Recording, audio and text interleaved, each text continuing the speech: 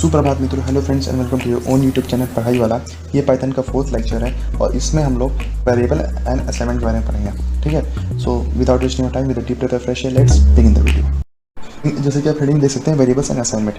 अब देखिए वेरिएबल्स क्या होते हैं। अब जैसे आपने मैथ्स वगैरह में पढ़ा होगा x = 10, तो आपने क्या किया, x में कुछ वैल्यू स्टोर कर दी। ठीक है, तो ये जो वेरिएबल्स क्या होते हैं, ये एक स्टोरेज यूनिट्स होता है। ठीक है, स्टोरेज लोकेशन होता है जिसमें एक वैल्यू, पर्टिकुलर वैल्यू को स्टोर किया जाता है। अब जैसे कि देख लेते हैं, जैसे कि आप एग्जांपल देख सकते होंगे, स्टूडेंट = जैकब। ठीक है, स्टूडेंट = जैकब, एज = 16।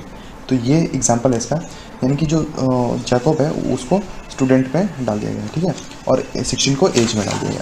मतलब अगर आप अब स्टूडेंट को यूज़ करते हैं, मतलब स्टूडेंट की वैल्यू उसमें असाइन कर दी गई है। इसी को असाइनमेंट भी बोल सकते हैं। ठीक है, अब देखिए, अभी ये जो टाइपिंग होती है दो तरह की होती है, डायनेमिक टाइपिंग और स्टैटिक डायनेमिक। तो ऐसी डायनेमिक नहीं, ऐसी डायनेमिक टाइपिंग नहीं।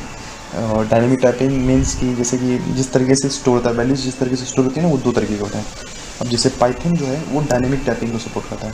जैसे कि आप अगर सी या फिर कोई अदर लैंग्वेज यूज़ करते हैं, कर चुके हैं पहले, तो उसमें क्या होता है ना कि उसमें जैसे आपने एक वेरिएबल को वैल्यू असाइन की ना, तो वो क्या करता है, उसके लिए एक नया स्पेस क्रिएट करता है। ठीक है, और वो जो वैल्यूज़ होती है उसमें डायरेक्ट स्टोर कर लेता है। लेकिन जैसे मान लीजिए कि पाइथन क्या करता है, इसको डायनेमिक टाइपिंग इसलिए कहते हैं क्योंकि देखिए ये क्या करता है, जैसे एक एग्जांपल के थ्रू बताता हूँ मैं। ठीक है, जैसे आप बाकी लैंग्वेज क्या करते हैं ना कि हर एक मोमेंट पे एक समझिए कि बॉक्स बना देते हैं। ठीक है, और आपने जो भी वैल्यू पुट की उसको उस बॉक्स के अंदर डाल देते हैं।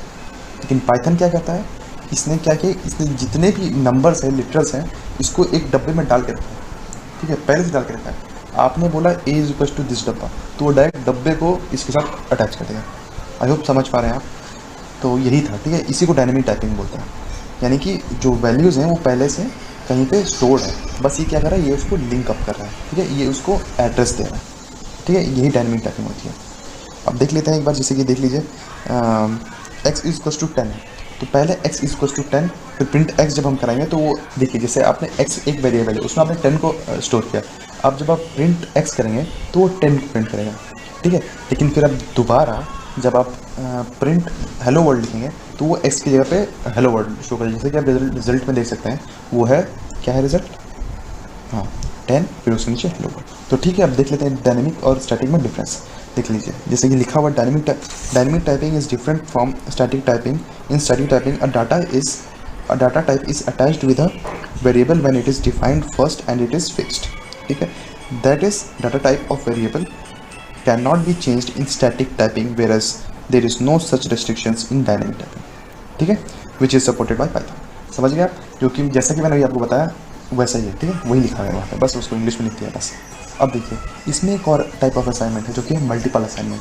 अब जैसे कि मान लीजिए कि आपको 3 वेरिएबल्स की वैल्यू पता है जो कि सेम है। जैसे कि मान लीजिए a की वैल्यू 10 है, b की वैल्यू 10 है, c की वैल्यू 10 है, तो आप 3 बार लिखेंगे a = 10, b = 10, c = 10। इससे अच्छा आप डायरेक्ट लिखेंगे a = b = c = 10। तो ये मल्टीपल असाइनमेंट होता है। ठीक है, मतलब कि ढेर सारे वेरिएबल्स में एक साथ वैल्यूज पुट कर देना, उसको मल्टीपल असाइनमेंट बोलते हैं। और ये टाइप्स ऑफ असाइनमेंट होते हैं। ठीक है, तो जैसे कि आप पढ़ सकते हैं, assigning values to multiple variables, जैसे x y z = 10, 20, 30, तो ये हो जाएगा मल्टीपल असाइनमेंट। देखिए, मल्टीपल असाइनमेंट भी दो तरीके के हैं। जैसे कि मान लीजिए कि आपको एक ही वैल्यू कई वेरिएबल्स में स्टोर करानी है, तो आप डायरेक्ट लिखेंगे x y z = 10, या फिर आपको कई सारे में एक साथ अलग अलग वैल्यूज पुट करेंगे, जैसे x y z = 10, 20, 30, तो वो x में 10, y में 20 और z में 30 स्टोर कर देगा। So this was all about multiple assignment. Thank you, जय हिंद।